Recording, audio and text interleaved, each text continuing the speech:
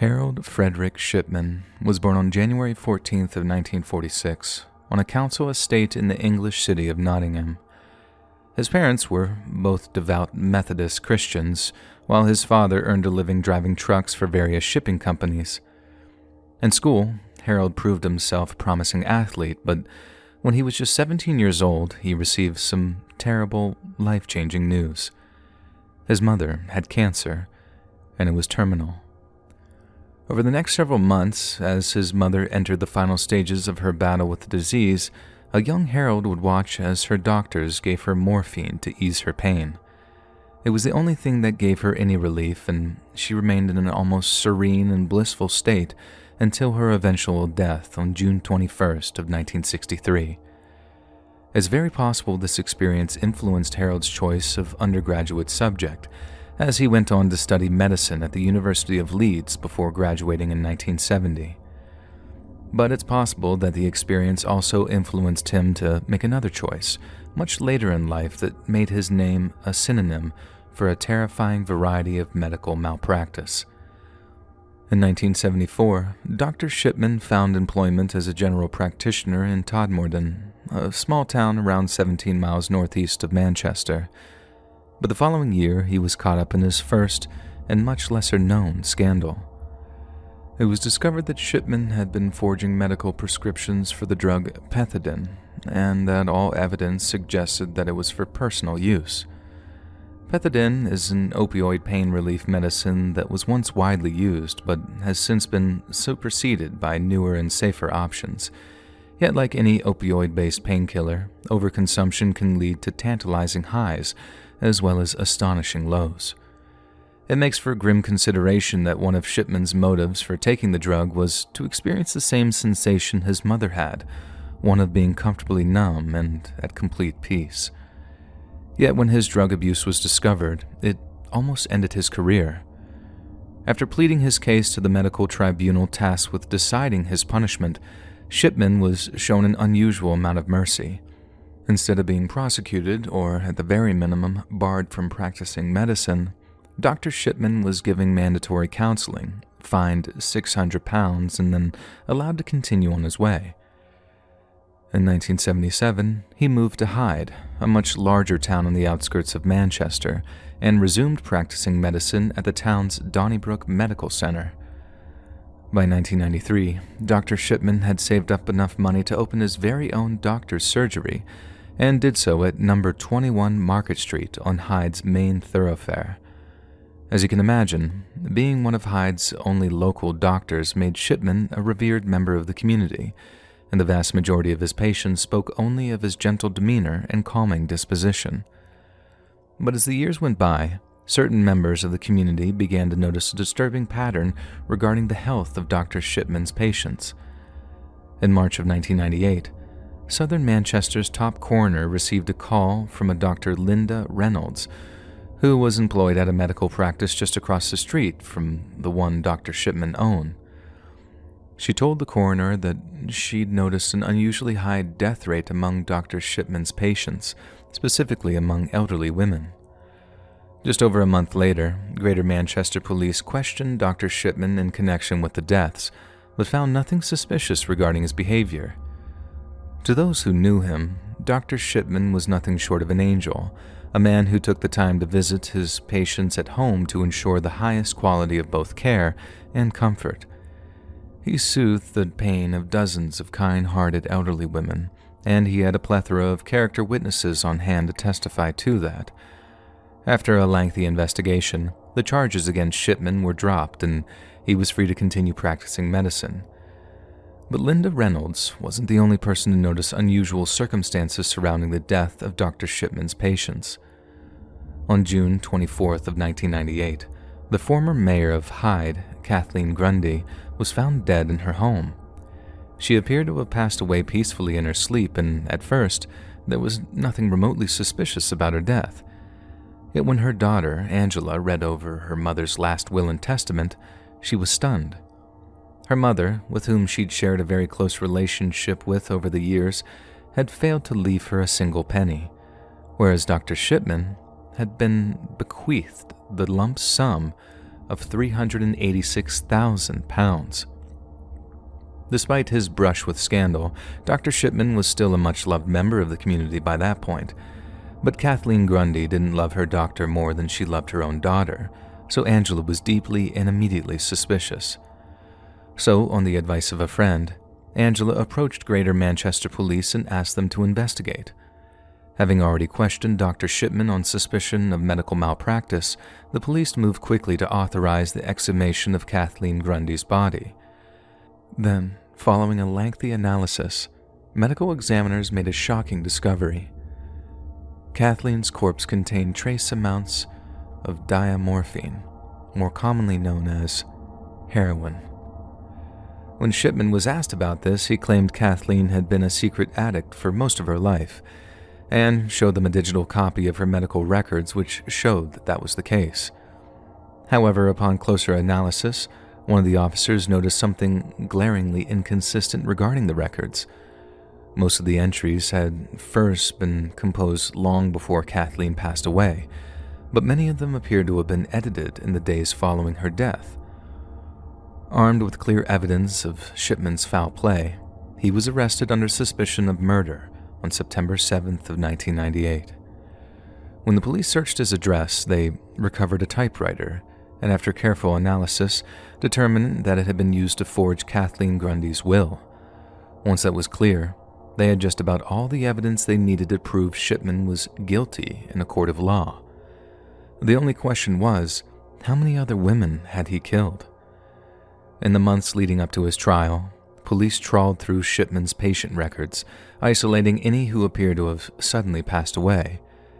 At the very minimum, there were 15 cases in which Shipman was the last person to see his patient alive, and in each of those cases, traces of diamorphine were present in the deceased's remains.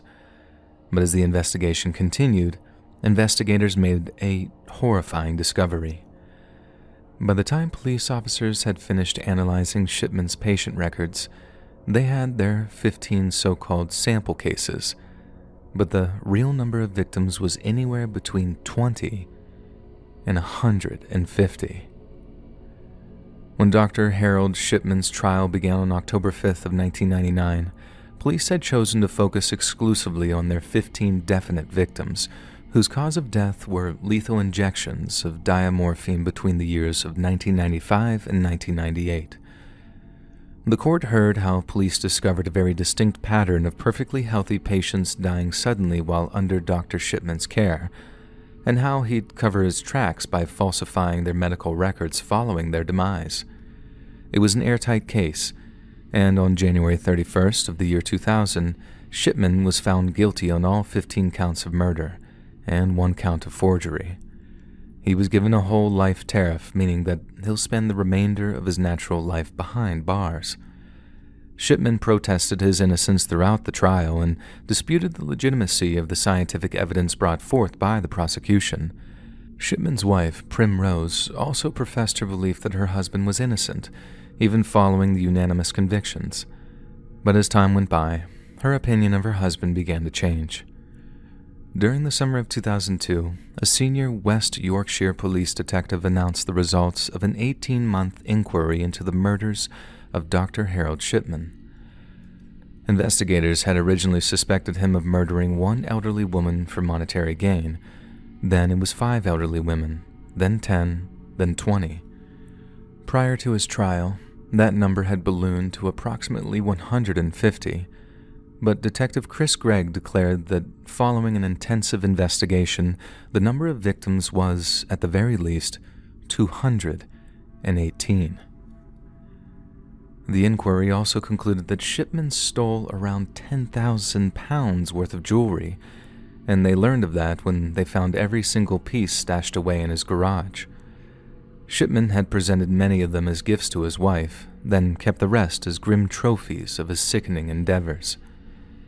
Around this time, Shipman's wife wrote him a letter in which she explicitly asked him to tell her everything he knew. Many have interpreted this as the first signs of Primrose beginning to doubt her husband's innocence, but regardless, the judiciary had the ultimate decision, and they decided that Dr. Harold Shipman was far too dangerous a person to be allowed any prospect of a return to society. Shipman's guilty verdict made him the only doctor in British history to be found guilty of murdering his patients, and the shame associated with that title may well have contributed to a decision that he made in the wee small hours of January 13th, 2004. That morning, one of the guards of Shipman's wing at Wakefield Prison discovered him hanging by a bedsheet from the bars of his window. Medical staff rushed to save his life, but the 57-year-old Shipman was pronounced dead at the scene. The families of his victims stated they felt cheated by his actions, and rightly so. Shipman had never given a full confession, and had never even hinted at the motives for his crimes. Yet, in the opinion of many, you don't need to be Sherlock Holmes to draw a few parallels between Shipman's murders and one of the definitive experiences of his childhood. During his mother's final days of life, Shipman watched time and time again as a doctor eased her suffering. It's difficult to imagine the kind of relief a young Harold felt in these moments, watching the needle sink into her arm before an expression of bliss came over his mother's face. Maybe it wasn't really Dr. Shipman who killed those women. It was little Harold, who wanted nothing more than to grant those poor old women peace, the same peace that had been granted to his own mother in the days before she died.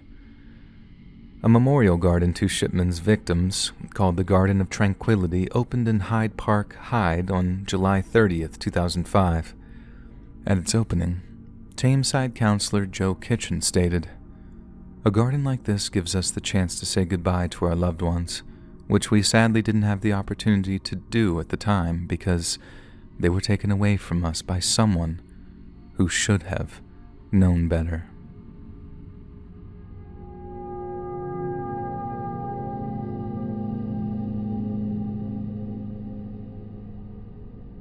On March 16th of the year 1911, a young German couple in the southern state of Bavaria welcomed a son into the world. As they doted on him, the two new parents wondered what exciting adventures life had in store for their darling baby boy. Yet little did they know, the name they gave him would become synonymous with some of the most hideous acts of cruelty the world has ever known. They named him Josef Mengele, but he would go on to earn the nickname Todesengel, which in English means angel of death. Little Josef displayed signs of advanced intelligence from an early age and showed talents for music, art, and winter sports. He graduated high school in April of 1930, then went on to study philosophy at the University of Munich, and it was here that Josef first took an interest in the politics of the extreme far right. The following year, he joined an organization known as the Steel Helmets, a right-wing paramilitary group comprised mostly of First World War veterans that had close ties to the Nazi Party. So close, in fact, that just a few years later, they were willingly absorbed into the Nazis' own paramilitary unit, the Storm Detachment, or SA, with young Josef following close behind. 2 years following his graduation from the University of Munich in 1935, Josef found work at Frankfurt's Institute of Hereditary Biology and Racial Hygiene. By this point, Hitler and the Nazis wielded absolute control over the German state, and as the name suggests, the Institute for Racial Hygiene was merely a tool by which to implement their nightmarish plan for the German people. By the time he was hired by the Frankfurt Institute, Josef was a fanatical Nazi and was fully invested in their hideous racial pseudosciences. Yet it wasn't just race that fascinated Josef, it was genetics as a whole. And during his tutelage under German geneticist Othmar Freyer von Verschuer, Josef developed a near-manic obsession with identical twins. In 1938, Josef submitted his thesis, which focused on the genetic factors that result in lip, chin, or palate clefts. His work earned him a doctorate in medicine from the University of Frankfurt in 1938, with his examiners praising his reliability and his ability to verbally present complex material in a cleaner manner. The young medical student and rabid Nazi was now Dr. Josef Mengele. A year before he earned the title, Mengele had officially joined the National Socialist Party. Then, not long after becoming a doctor, he applied to join Hitler's elite personal protection squadron, the SS. He became a medic in their military wing, the Waffen-SS, and served during the invasion of Poland as the equivalent of a second lieutenant. Once the territory had been conquered and the Polish state dissolved, Mengele was assigned to the SS Race and Settlement Office in Poznan, where he evaluated certain candidates' racial backgrounds prior to their potential adoption as a genetically Aryan citizen. A few years later, during the multinational fascist invasion of the Soviet Union, Mengele was seriously wounded following a battle near the city of Rostov. He was awarded the Iron Cross First Class, the Wound Badge in Black, and the Medal for the Care of the German People, but later declared medically unfit for further military service during the summer of 1942. Unable to fight, but still itching to serve the Third Reich, Dr. Mengele was transferred to the SS Race and Settlement Office in Berlin, where he continued his work with Ottmar Freiherr von Verschuer, who by that point was head of the Institute of Anthropology, Human Heredity, and Eugenics. Mengele and von Verschuer enjoyed a fruitful working relationship, but after just a few months of researching together, the elder scientist made a suggestion to his younger colleague. Von Verschuer had gotten word of a top-secret Nazi science program which was involved in a cutting-edge research project somewhere in southern Poland. Mengele was told that if he joined the project, he'd have access to the kind of laboratory conditions that those back in Berlin could only dream of, and would have the potential to become one of the most preeminent scholars in his field. Mengele needed no time to consider the proposition, and within days he boarded a train which took him on a 350-mile journey to the small Polish village of Brzezinka. At this point, many of the train's passengers disembarked, but for Dr. Mengele, this wasn't his terminal destination. For him, and just a handful of other passengers, the train would roll on to one more stop, to a 15-square-mile barbed wire compound that he and his comrades called Auschwitz. The site, which later became known as Auschwitz-Birkenau, was originally a Polish army barracks, but following the German invasion, the SS, Hitler's elite political cadre, converted it into a prisoner of war camp.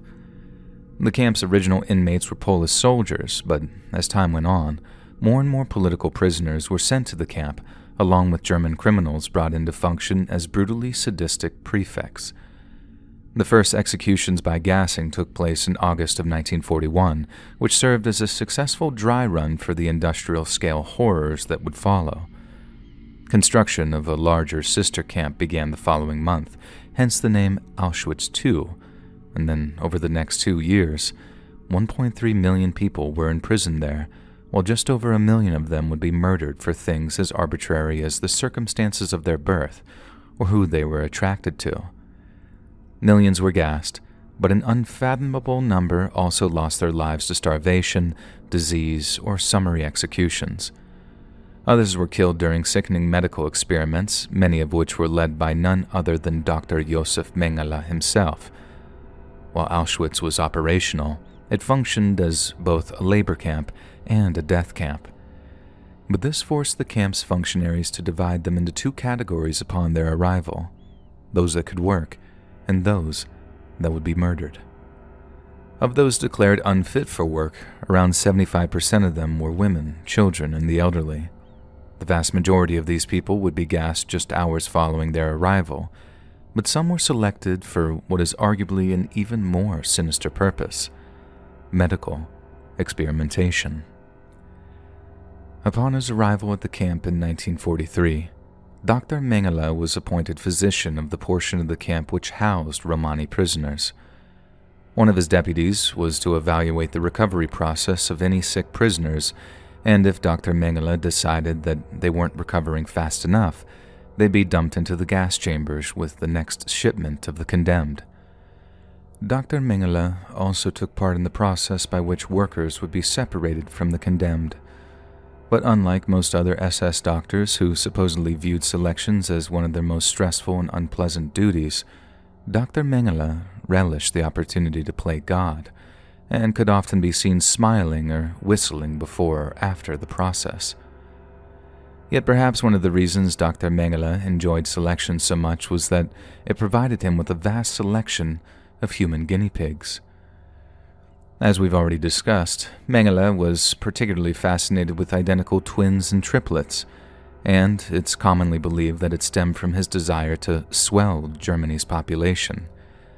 Essentially, Mengele believed that if he could isolate the specific biological process whereby a fertilized egg splits into two separated embryos, he could engineer a massive boom in the number of so-called Aryan Germans.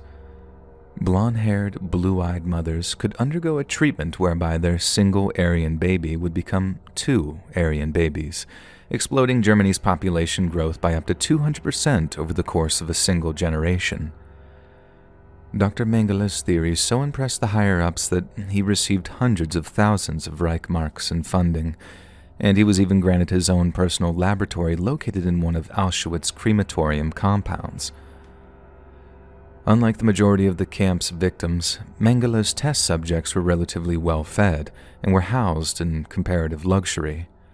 This good-natured facade meant that, in a sickening twist of irony, Dr. Mengele was an alarmingly popular figure.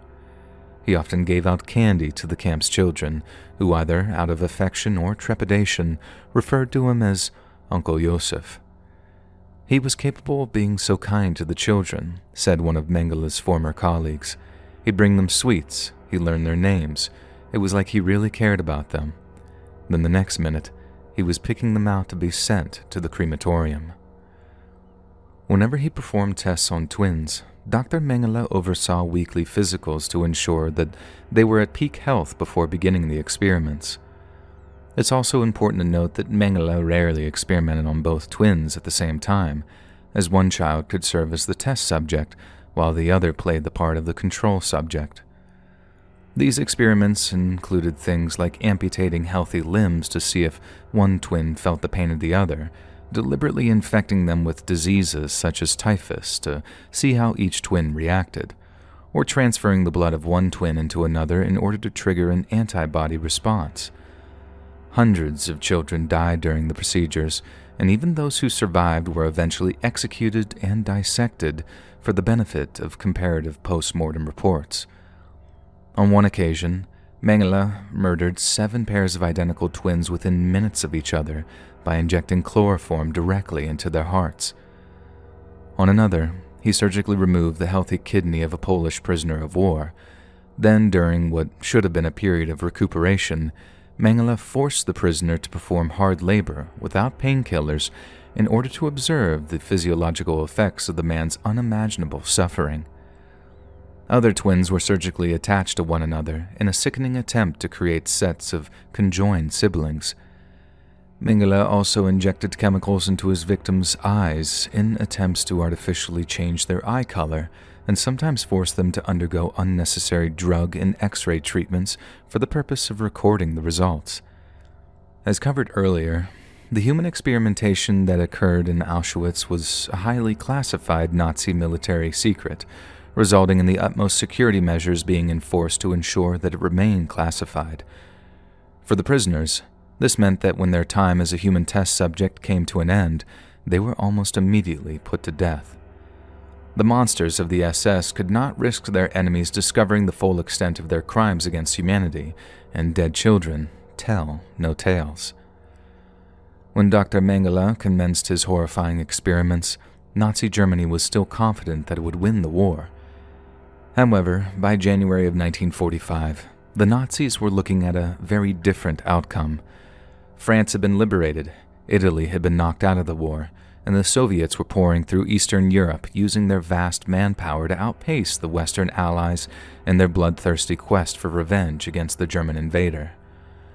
By the time the Red Army reached southern Poland, the SS began the evacuation of those working at Auschwitz while coordinating the liquidation of its inmates. Tens of thousands of Russians, Poles, homosexuals, and Jewish people were gassed in shifts that continued completely unceasing for days at a time. Then one day, the SS simply vanished. By the time Soviet soldiers were gazing in horror at the industrial-scale death machine the Nazis had created, Dr. Mengele had already rid himself of all SS insignia and disguised himself as an unremarkable army officer and escaped westward to Czechoslovakia. From there, he continued his journey west, then surrendered himself to the Americans under an assumed identity in June of 1945.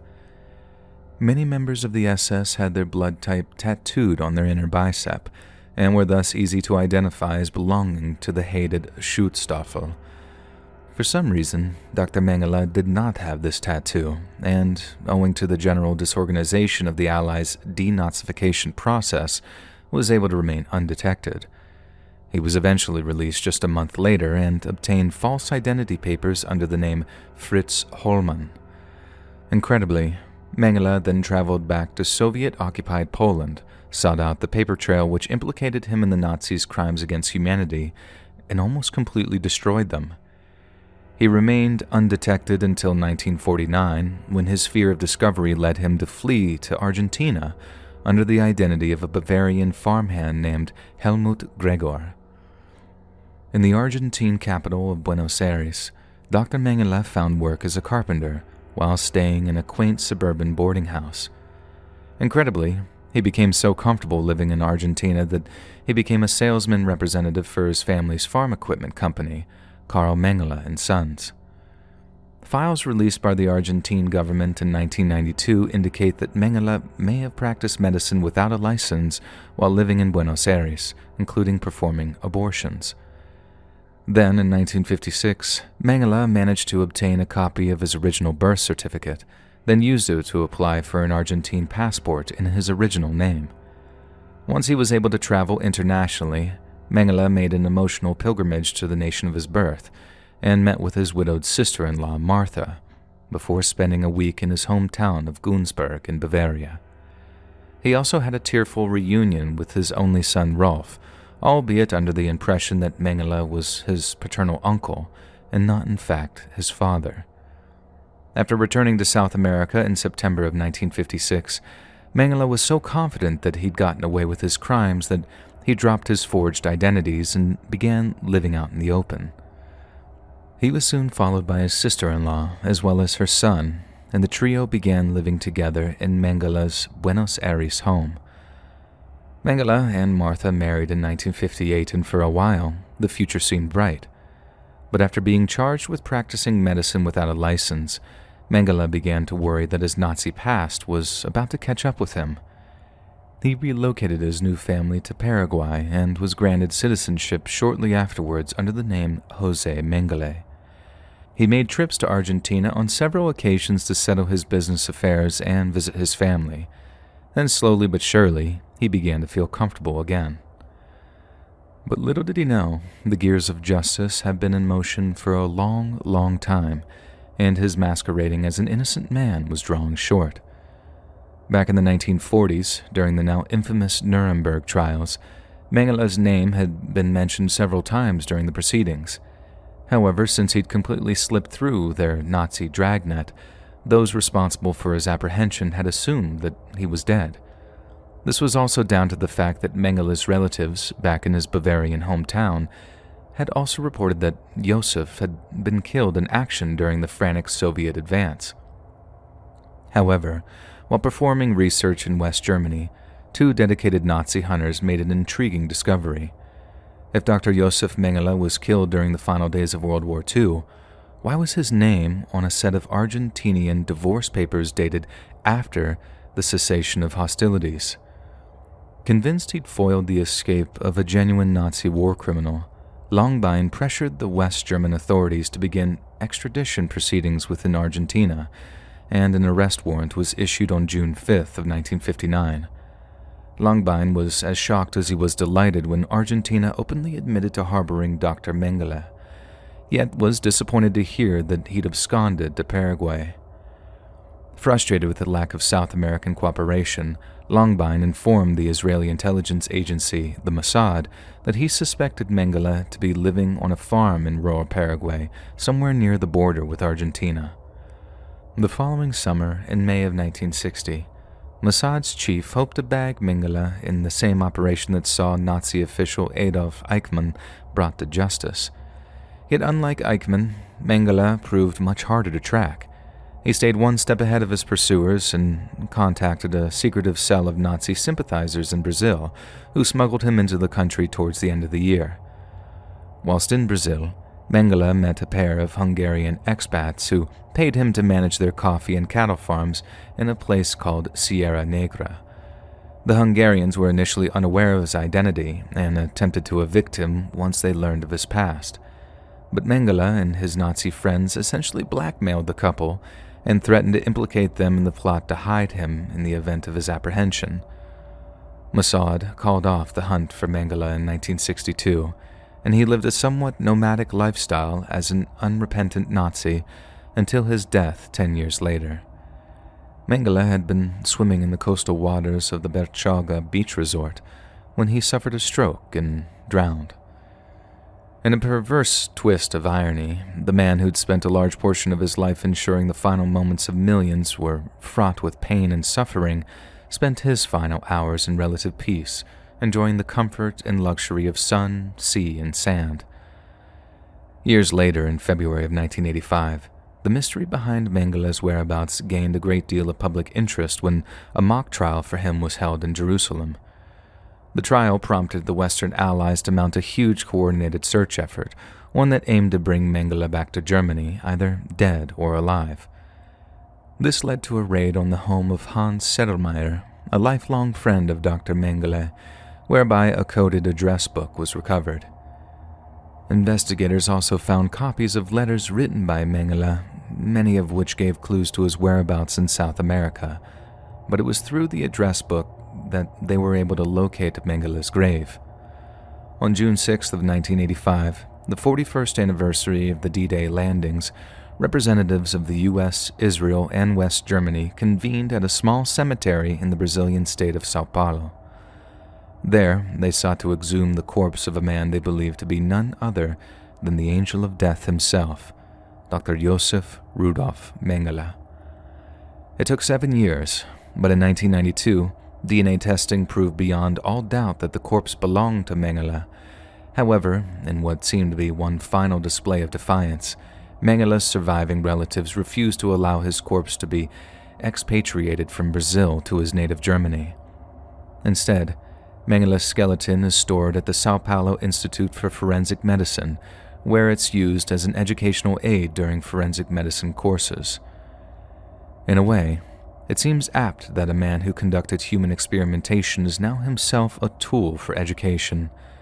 But unlike his victims, Josef Mengele escaped a painful and untimely execution. It's a comfort to think that so many of his fellow Nazis faced justice following the horrors of the Holocaust, even if it did take more than a decade in 1 or 2 cases. But the life and death of Dr. Josef Mengele are not only a reminder of man's ability to commit unfathomable acts of evil, but also that some stories don't have a happy ending.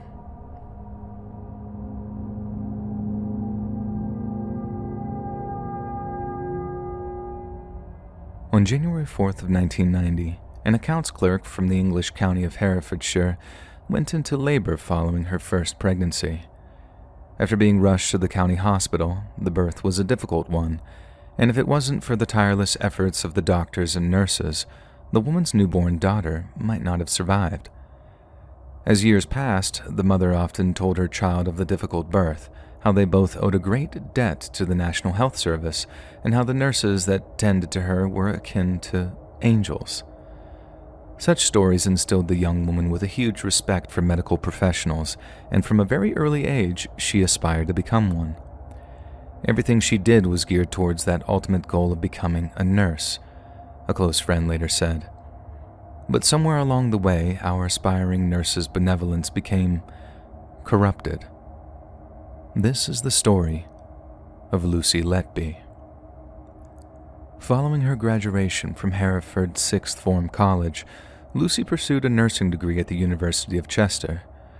She was the first member of her family to attend college, and this was a great source of pride to both her and her parents. After officially becoming a registered nurse, she began working at the Countess of Chester Hospital in the year of 2012. Lucy was responsible for caring for a wide range of infant patients who required various levels of support. Many of her colleagues said that Lucy enjoyed seeing her patients recover and took an active role in supporting their families. In April of 2015, Lucy gained the qualifications necessary to work with infants who required intensive care. Infant intensive care is probably one of the most stressful tasks a neonatal nurse is ever likely to face. Battling to keep tiny, often premature babies alive is an incredibly stressful experience, and even the most veteran of nurses can find it extremely psychologically taxing. In light of that, a strict shift pattern is enforced so that no single nurse is on the front line for too long, and those who lose a patient are offered time off of work in order to mentally recuperate. On the night of June 8, 2015, and around 30 minutes into Lucy's shift, the condition of a healthy baby boy, one that we'll refer to as Child A, began to rapidly deteriorate. Around 30 minutes later, he had passed. The next day, when one of the hospital's pediatricians learned of Child A's death, they were stunned. It was completely out of the blue and very upsetting, the doctor said. The baby showed no signs of any problems throughout the day, and I had no concerns at all for him or his twin sister. During the incident in question, a fellow nurse observed Lucy standing over Child A's incubator as his condition became critical, but assumed Lucy was taking care of it and chose not to intervene. However, a few minutes later, the nurse observed that Child A's condition had not improved and that Lucy appeared to be merely standing over him, watching as the baby went limp. The nurse then summoned a doctor who observed unusual blue and white blotches on Child A's skin. This particular doctor had never seen such markings before and simply went about trying to save the baby's life. And half an hour later, Child A was dead. Child A was born prematurely as a fraternal twin, and his sister, who we'll refer to as Child B, was present in the same intensive care unit when he died. Naturally, his parents were devastated when they received the news of his passing, yet little did they know their torment was not yet over. Just over 24 hours after Child A's passing, his twin sister, Child B, also suffered a severe medical emergency. Thankfully, hospital staff were able to stabilize the baby's condition and she survived. But present on her skin was the same strange blue and white mottling present on the corpse of her twin brother. In the days that followed, Lucy was offered paid leave and psychiatric support. Since the death of Child A marked the loss of her first patient, it was believed that she'd be deeply affected by it. Yet to her boss's surprise, Lucy rejected the offer and asked to return to work. Lucy was then offered day shifts working with much more stable infants, but her response was that she found non-intensive care work quote-unquote boring. Some saw her resolve as admirable, others believed that she was running before she could walk. But certain other people had more than just minor reservations regarding both Lucy's attitude and her behavior. In the days following the death of Child A and the emergency involving his twin sister, Child B, test results showed that Child B had a gas-filled bowel. This can be extremely dangerous for a premature or newborn baby, as the increasing swelling in their abdomen can make it harder and harder to breathe. But without anything concrete to explain the air pocket in the baby's bowel, doctors were faced with a deeply chilling possibility that someone had deliberately injected Child B with air in an attempt to end its life, and that in all probability the exact same thing had happened with Child A. Yet much like in any situation like that, the hospital's administration couldn't exactly go throwing around accusations, especially not when the allegations were so gravely serious. So instead, Lucy was permitted to return to work, and it took just days for another suspicious incident to occur. Shortly after Lucy returned to work, a baby that we'll call Child C suffered a sudden and inexplicable medical emergency. The baby's mother reportedly witnessed Lucy standing over his incubator when the alarm began to sound. She was not the child's designated nurse at that time.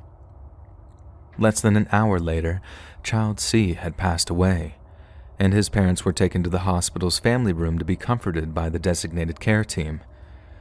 Lucy shouldn't have been anywhere near the family room during this period, yet she insisted on being in the room during one of the most painful moments of two people's lives. At one point, one of Lucy's colleagues had to physically remove her from the room, and she was reprimanded by her superiors for such a flagrant breach of procedure. Lucy claimed that she simply wanted to console two grieving parents, but to a certain number of the people she worked with, her behavior seemed very suspicious indeed. A few weeks later, on June 22nd of 2015, a new baby, Child D, suffered complications while in intensive care and passed away in the early hours of the morning. Once again, those who tried to save her life discovered that same unusual blue and white discoloration on the baby's skin. An X-ray showed a very prominent pocket of air in the front of Child D's spine, one that seemed consistent with someone injecting air into their bloodstream. One of the doctors present opined that no such injury could have been the result of natural causes, and that he'd noticed Lucy hovering around the child's grieving family following the sudden death of their infant daughter. Just over a week later, the same doctor raised his concerns with the hospital's higher-ups, yet they took no action against Lucy and she continued to operate as normal. At around 9 p.m. on August 3rd of 2015, the mother of a baby, referred to as Child E, heard a scream coming from the room that her child was in. When she rushed in to investigate, she found Lucy Letby standing over her baby's incubator, frozen as if in some kind of trance. Then, when the mother looked to her child, she saw trace amounts of blood around his mouth. Quite naturally, the mother of Child E was extremely agitated, which resulted in her berating Lucy for her inaction. Lucy responded by assuring the child's mother that the bleeding was down to the friction of a feeding tube, but less than 6 hours later, Child E was dead after losing more than 25% of all the blood in their body. The following evening, Child E's twin brother, who in court documents is referred to only as Child F, was being cared for in the next room over. At exactly 1:54 a.m., Child F suffered an unexpected drop in their blood sugar and suffered a surge in their heart rate. Doctors and nurses won the battle to save him, but discovered extremely high amounts of pharmaceutical insulin in his bloodstream during a post-collapse analysis, a substance which most certainly should not have been present in his body. The only people on the ward who would have been able to inject the child with insulin were the nurses, and even then, only a limited number had access to the locked insulin fridge in the nurse's station. Lucy Letby was one of those who had access. On September 7th of 2015, a baby referred to as Child G suffered a medical emergency just 15 minutes after being fed. The nurse who fed her was none other than Lucy Letby. Child G began projectile vomiting with such force that it reached the chair next to the cotton canopy just over a meter away. Her heart rate and breathing then dropped to unusual low levels before nurses were able to stabilize her. Doctors concluded that the only reasonable explanation for a premature baby expelling so much vomit was that it had been dangerously overfed by one of the nursing staff. This same member of the staff had also edited Child G's observation chart not only to make it appear as if she was already unwell before the incident, but to also make it appear as if someone else had been responsible for feeding her. 6 weeks later, a baby referred to as Child I passed away. Prior to the medical emergency which led to her death, a fellow nurse had observed Lucy standing near her incubator just staring at the tiny premature baby. During her autopsy, Child I was found to have a large amount of excess air in her stomach. Once it emerged that her death bore all the same hallmarks as the other mysterious passings, a handful of doctors on Lucy's unit made a serious complaint to the hospital's management. The administration ordered what's known as a staff review, which would investigate some of the doctors' concerns. But these same doctors were also ordered not to make a fuss until the review had been conducted. Many of the hospital's higher-ups seemed convinced that the deaths were mere coincidence, but the review found a constant. Only one nurse had been on shift for every single one of the suspicious deaths, And not only was it the same nurse who insisted on working exclusively in intensive care, but it was the same nurse who seemed to have an unhealthy obsession with the parents of the dead children. Lucy Letby. In April of 2016, hospital administrators finally agreed to act on the mysterious deaths and took Lucy off night shifts to see if the pattern would follow her. The number of nocturnal medical emergencies dropped significantly while daytime incidents ballooned. On April 9th of 2016, two twin brothers suffered sudden emergencies within just hours of one another. One of the twins, who unfortunately passed away, had a horrifying amount of insulin in his system, while the other appeared to have air injected into his bloodstream, but went on to survive. One doctor noticed that the cases were identical to those of child E and child F. Both were twins, and one had been injected with insulin while the other had been injected with air. A few weeks later, hospital administrators met with concerned doctors who told them that Lucy Letby needed to be suspended prior to a full and far-reaching investigation. Once again, they were told to stop making a fuss, and once again, the cycle repeated itself. Lucy was back on the night shift when two infant siblings suffered medical emergencies within hours of one another. It was her first shift back following a short vacation, during which period the number of emergencies involving infants had shrunk dramatically. One of the babies, child O, had been so healthy that doctors had considered discharging him prior to the incident. When he first showed signs of illness, one of the nursing staff suggested they relocate him to nursery number 1, where only the sickest of children were kept. Lucy disagreed and kept the baby in her nursery. A few hours later, child O was dead. Once again, autopsy x-rays showed that he had an abnormal amount of gas in his body, along with damage to his liver that one pathologist described as coming from a severe impact. Just 13 minutes after the death of child O, Lucy Letby was feeding his brother, referred to as child P, when he developed a catastrophic injury to his diaphragm and died shortly afterwards. Just like his brother, child P had a devastatingly large pocket of air inside his torso.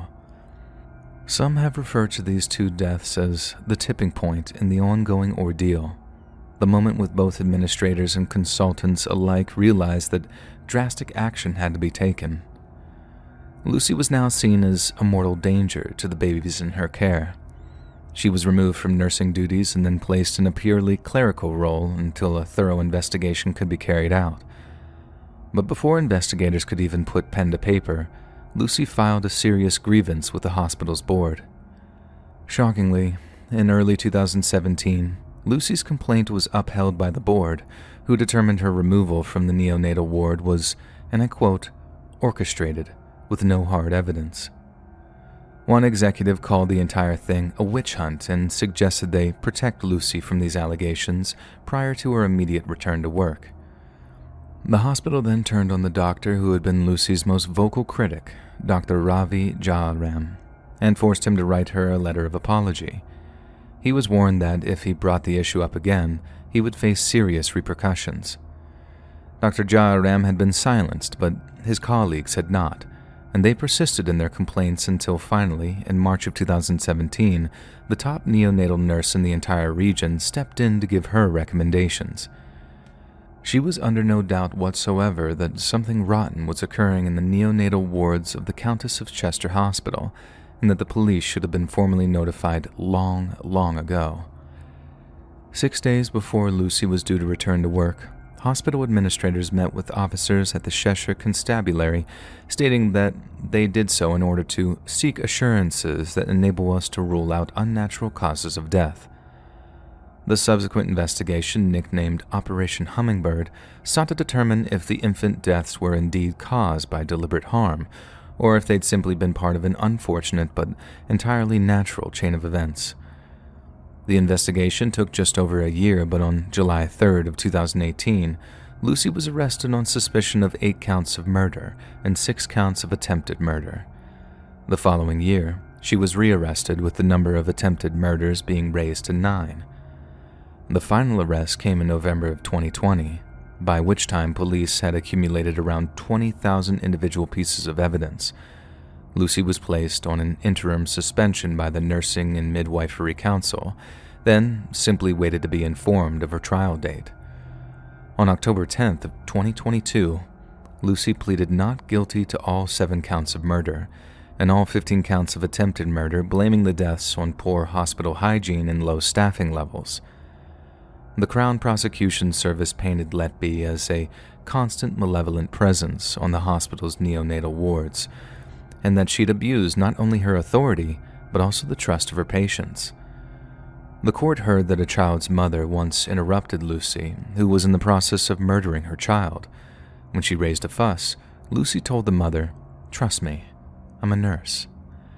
Afterwards, Letby bathed the deceased baby in front of her parents, smiling as she did so. A clear pattern was established. Lucy would isolate a victim, wait until her colleagues' backs were turned, then use either insulin or an embolism, which is a medical term for the air bubbles she injected, to end their infant lives. These kind of deaths only ever occurred when Lucy was on shift, and the jury was shown extensive evidence of this before the prosecution handed her over to the defense. Lucy's defense attorneys countered that she was a dedicated nurse in a system which has failed, and that the prosecution's case was driven by assumption and coincidence. In their opinion, the massive failures of a busy hospital were too great to blame on one person, but the evidence brought to bear by their opponents was far too strong. One doctor recalled that in February of 2016, he had witnessed Lucy standing over a baby's incubator as the child suddenly ceased to breathe. Any other nurse would have responded by rushing into action, but Lucy just stood there, staring, as if lost in some kind of trance. Lucy herself accepted that the results showed victims had been deliberately injected with insulin and did not contest that someone must have administered it to them, but she categorically denied it was her. On the 4th day of the trial, the prosecution presented a handwritten note, supposedly written by Lucy, which stated the following: "I am evil. I did this," it read. "I killed them on purpose. I couldn't take care of them. I'll never marry or have children, and I'll never know what it's like to have a family." Another note said, "I haven't done anything wrong, and they have no evidence, so why have I had to hide away?" The defense argued that the notes constituted the anguished outpouring of a young woman in fear and despair when she realizes the enormity of what's being said about her. Yet once again, the prosecution proved otherwise. Lucy's yearly planner journal was found to be marked with the initials of the babies she killed on the exact days they died, and within the same journal was a note that said things like, "I am evil, I did this, I don't want to do this anymore," and "help." In May of 2023, Lucy herself took the stand and broke down in tears as she told the court she meant no harm. When asked why she wrote "I am evil, I did this" in her journal, Lucy replied, "I felt at the time that if I'd done something wrong, I must be such an evil, awful person. I'd somehow been incompetent and had done something wrong which had affected those babies. I don't think you can be accused of something worse than that. I just changed as a person. My mental health deteriorated. I felt isolated from my friends on the unit. From a self-confidence point of view, it made me question everything about myself."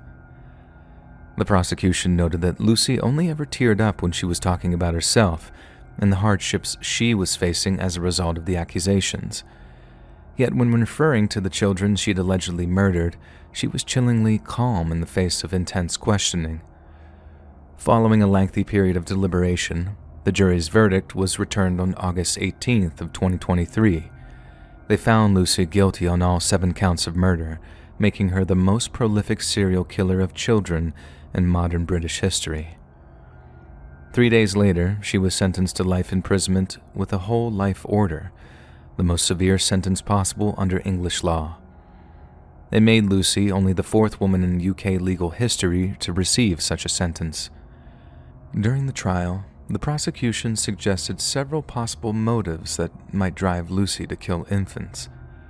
The first, and possibly the most chilling, suggested was that Lucy was simply bored and got an adrenaline rush from the unfolding crisis conditions. The second was that Lucy was playing God and received a thrill selecting who would live and who would die. Yet the third, and perhaps the most disturbing of the motives suggested, was that the killings were to gain attention of a married doctor with whom Lucy had shared a brief but intense affair. This doctor's name was on the list of practitioners who would be summoned whenever there was a crisis on the neonatal ward, meaning Lucy could have been instigating the emergencies in order to spend more time with the object of her affections.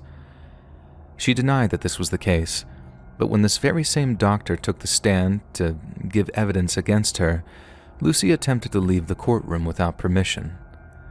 This seems like a very visceral reaction for someone who was never anything but professional with their colleagues, meaning this particular theory seems to hold considerably more water than the first two.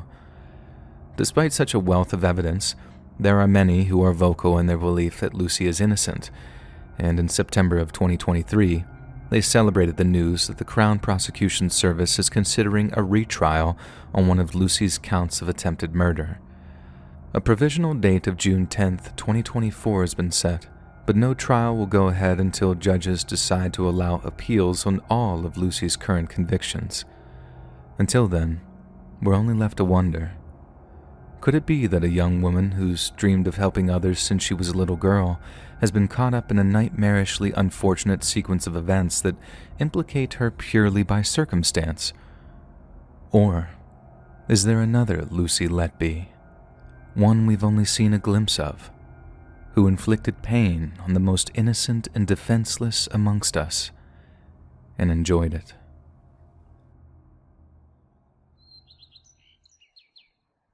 Hey friends, thanks for listening. Click that notification bell to be alerted of all future narrations. I release new videos every Monday and Thursday at 7 p.m. EST, and there are super fun live streams every Sunday and Wednesday nights in the evening. If you got a story, be sure to submit them to my subreddit r/letsreadofficial, or you might even hear it featured on the next video. And if you want to support me even more, grab early access to all future narrations and bonus content over on Patreon, or click that big join button here on YouTube to hear about the extra perks that you get both in streams and the bonus content available here. And check out the Let's Read podcast, where you can hear all of these stories in big compilations, and they're located anywhere you listen to podcasts. All the links are in the description below. Thanks so much, friends. And remember to invest in Microsoft for 4 cents back in 1986.